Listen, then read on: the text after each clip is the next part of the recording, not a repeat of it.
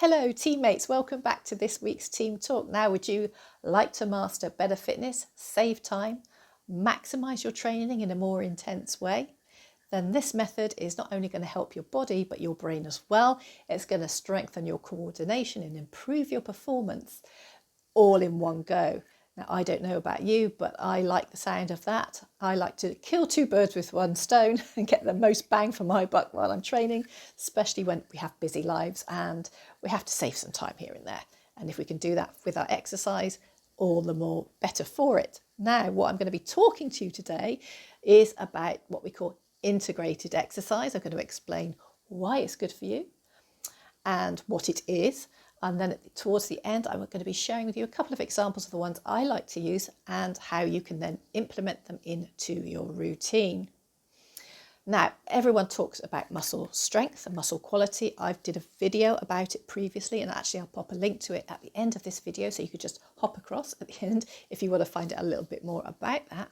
But we also need to be focused on mental decline. Both of these do actually decline rapidly after the age of 40, and even more so after the age of 50, if we don't put in place measures now to prevent that happening.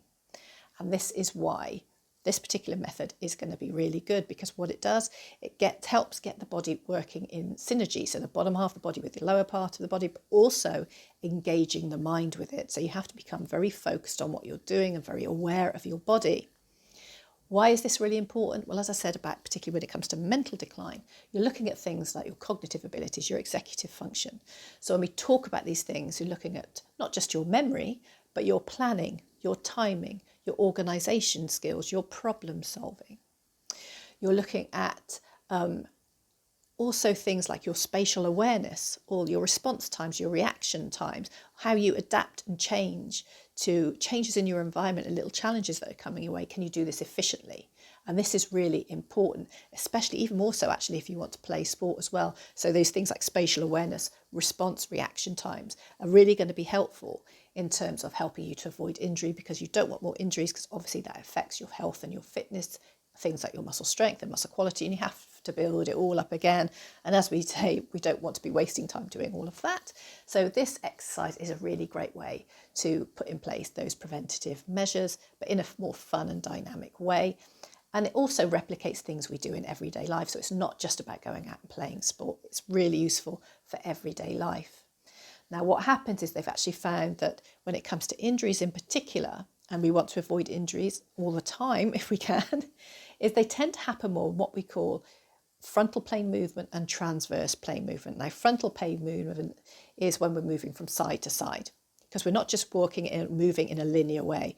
We go straight forward, back, side to side, and we work through what we call the transverse, as I said, which is through rotation. And it's these where we are more likely to get injured, side to side or through rotation. The reason for that is because as we get older, we have we're less strong or have a less ability to control our alignment through that dynamic movement. So these exercises are also really good for that. Now, what are integrated exercises and why are they so good? Well, they're good because they use multiple muscles in a functional way using dynamic total body exercises, basically. So everything is getting used together all in one go. The body doesn't work in isolation, particularly on a day-to-day level. It works, the body has to have a good relationship with the upper body, and as I say, engaging that mind. So you're more aware of where you are, you're more aware of your environment, internal and external, and adapt accordingly. So you get maximum function. So these are good, not also for reteaching your function. So improving the neuromuscular functions, the way the nerves respond to the muscles, and getting that communication going well between the central nervous system, peripheral nervous system, and your muscles and your joints, all these sorts of things to help you move more effectively. It's also going to challenge you a little bit more. And what's really important with exercise is we tend to get stuck maybe doing the same things. Maybe we increase it a little bit in terms of our rep range or the weights we use. But what we need is a bit more challenge. We need to challenge more than, as I say, that linear movement. We need to be challenged all the way through, challenge our alignment, how we move. Everything starts and ends in this trunk area, what people call the core. Some people like to talk about core, some don't, but this trunk area. So everything begins and ends there, and everything moves out. So having that control around sort of that mid back, lower back, and core area, and being able to create good functional movement is going to be really beneficial as we move forward. Again, as I say, because of the multi-joint action, it's really helping you with control and coordination. And as I say, injury prevention is the other reason. You want to be able to create all movements, whatever they are, and prevent that injury. That's the key for me. So what are some of these great exercises that you can be implementing today? Well, there's a couple I'll share with you. And they are, particularly for me, I mean, I'm somebody very often in my day, I'm having to carry a lot of heavy equipment. So a lot of picking up and lifting, so squatting down and lifting things. So what exercise I like to do for my function is doing what I call a squat to row. Now this really gets into the quads and the hamstrings, getting better strength and mobility. So one thing you do need to be aware of is good alignment through the ankles, the knees, the hips, the back, the shoulders. And actually, one little caveat I will say before you go into these exercises, you do need to progress to these. They're not something you just go into, because you have to develop that control and that stability, that balance and coordination, and then move on to it. Because you can use it in a corrective approach, and that's something else I've spoken about before. I'll pop another link to it at the end of this video that you can go and have a look at that as well to find out a bit more why that's important as well. And progressing into this integrated approach, really important, because there are some precautions, there are some contraindications. You, for instance, you wouldn't want to do these exercises if you have an acute injury. You do your rehab, you get over that rehab, and then you go into something like a corrective approach, as I said before, and you build into these integrated exercises. Obviously, I always say with all these things, get clearance from your doctor and a specialist, get advice before starting these exercises. You can always pop along to my website and book a discovery call with me, Team Clinic Services, and we can give you some tips there, free tips and advice for you if you are concerned or would thinking about something like this. But I think this is going to be really good for you if you're ready, you're physically ready to be able to add these elements into your workouts. If you do have any problems like coronary heart disease, arthritis, any neurological disorders, anything like that, then really do get advice before you start any of these. It would be my number one top tip. Anyway, back to the integrated exercises, squat to row.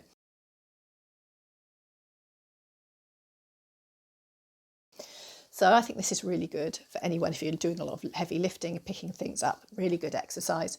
As I said, going to strengthen your quads with the upper body all in one go. Glutes are going to be used. You're going to have to stabilise, I said, through that core, through your alignment, through the spine. And you're going to be able to pull in a more controlled way. Okay, so squat to row is my first. A second one I would like to use is what we call a step up and press. The step as high as you like. If you want to get more thigh work, more glute action in there, make the step a little bit higher. And then you take a couple of dumbbells and you can press. You could take a dumbbell, you could use a barbell if you like. A lower level, you can maybe add some bands into there. And as you step up onto the step, your base of support, so you can be more stable. And then you press the weights above your head, and then you come down and step back down. So that's a step up to balance. So you think about step up to balance, obviously you're walking up and down stairs, but if you're someone who's constantly having to step up and put things on shelves, if that's your job, maybe you stack shelves, I don't know. Or maybe you're having to do things at a higher level, particularly as we get older, our ability to lift and carry and place things above our head, it's something like that can be quite important for us.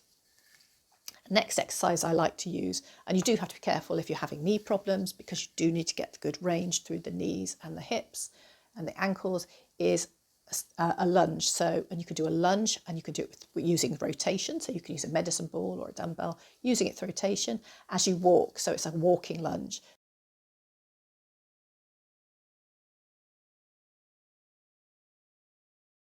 You take a step forward, you go into the lunge, and you can either rotate or you can use dumbbells and press above your head. And you can do this. And the great thing about the lunges, you can do that in sort of this sagittal plane, so moving forward. You can use it from a side to side, you can do a side lunge, but you can also do it through rotation. So again, that's going to be more challenging for you as well. So I really like that one. And the fourth and final one I use quite a bit is what we call a Romanian deadlift with a calf raise to a shoulder shrug.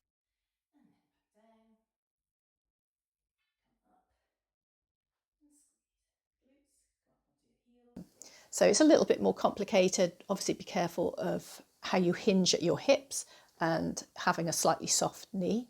You want to, as you come up into that extension, you really want to make sure you're firing up those glutes as you come into that extension and really stabilizing through that trunk section and through your core. And then as you come to a shoulder shrug, that isn't for everybody. Really depends on what you want it for. It's one I like to use because it really hits my hamstrings as well. And I get that little bit of extra workout in the calves as well. But if you have some dysfunction or anything around the shoulders, then maybe this one isn't for you. Now, the great thing about these exercises is how you can progress them. You can do everything from increasing your resistance, your base of support. So you go from a flat surface on both feet, you can go onto one leg if you want to challenge it even further, really challenge your neuromuscular system. You go on something using a Swiss ball, a Bosu ball, and then obviously doing all of that through these 3 different planes of motion all in one go. So it can actually be quite fun and quite challenging. You've got lots of ways you can progress. So it's not just one exercise where you're only changing the resistance.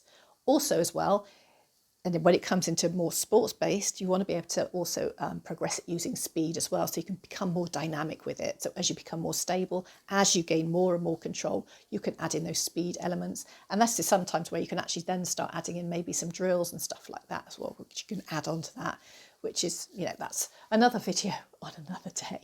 Now, in terms of rep ranges, as I say, well, you probably want to start off nice and simply. If you're new to doing these things, 1 to 2 sets, maybe 3 sets as you progress through. Start off with about 10 to 12 reps, building up to maybe 15 reps and building up how dynamic you are. And then obviously it's the tempo, it's the pace you do it at. When you start it, particularly in that corrective approach, as I spoke about earlier, you want to keep it nice and slow and controlled. So you keep that focus. So you can train your mind to be more focused on what you're doing until it becomes more automated, until you don't have to think about it. But it's training your mind as well as your body as you progress through. So doing it nice and slow, and what I call a 3-2-1 approach.